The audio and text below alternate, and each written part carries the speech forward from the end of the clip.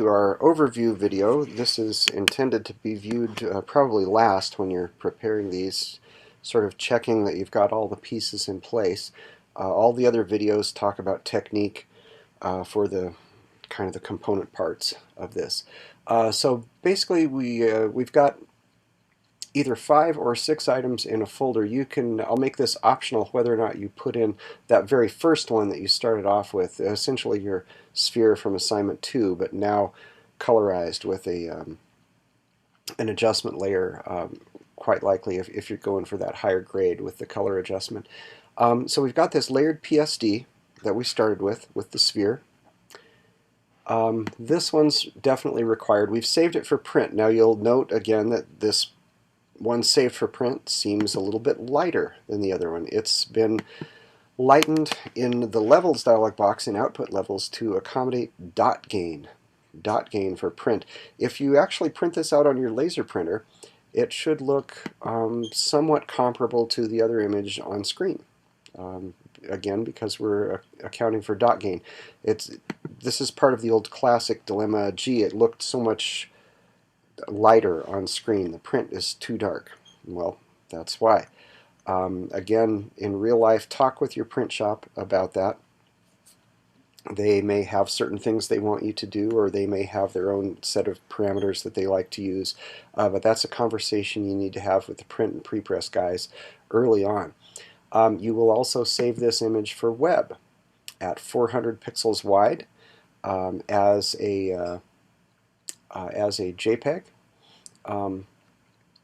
Now this is in RGB, and you know what I just now noticed with my print one here? This is still in RGB, and these save for print ones need to be in CMYK, which I covered in the video with the other image.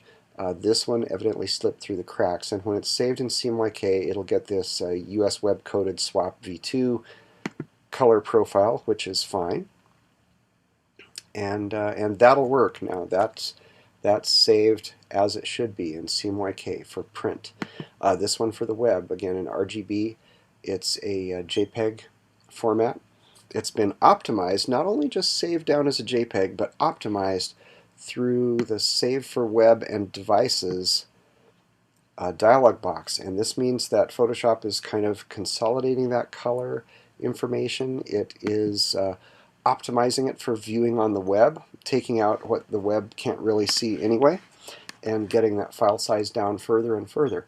Then after that, you've got your combo image, and it's this layered document. All these have your name in them, and this kind of prescribed protocol. You know, nothing really magic about that protocol. It just helps you and I keep track of all these images for this particular assignment.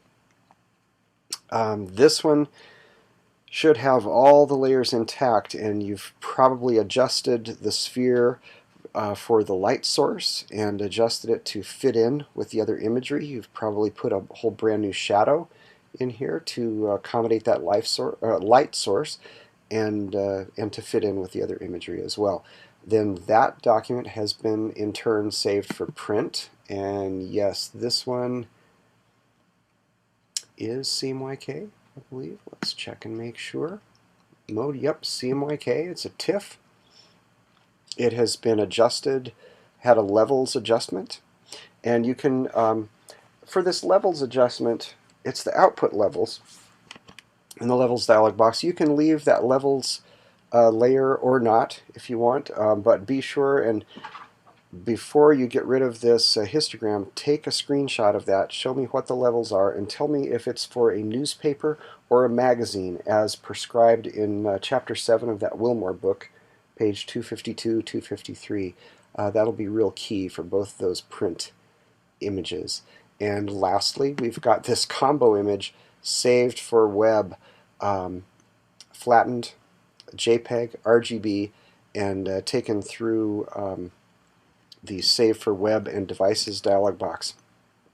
Now these are all nice and neat in a folder with your name _3, and what I don't have in this folder that you see that you will need to put in is a PDF of your documentation. You know, not every single file that supported your documentation, those should all be embedded in that PDF, whether you created that in InDesign, Illustrator, even Word, whatever. embed those in there, make it all one PDF that I can view nice and neat here in your folder.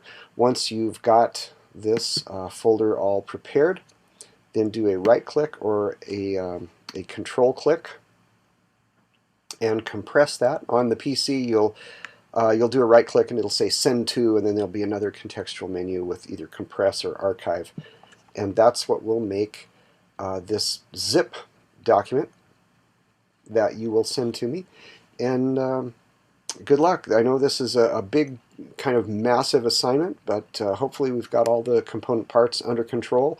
And having done this a couple of times over, you'll be that much more familiar, and you'll be able to enjoy the rest of the Photoshop course even more. Thanks.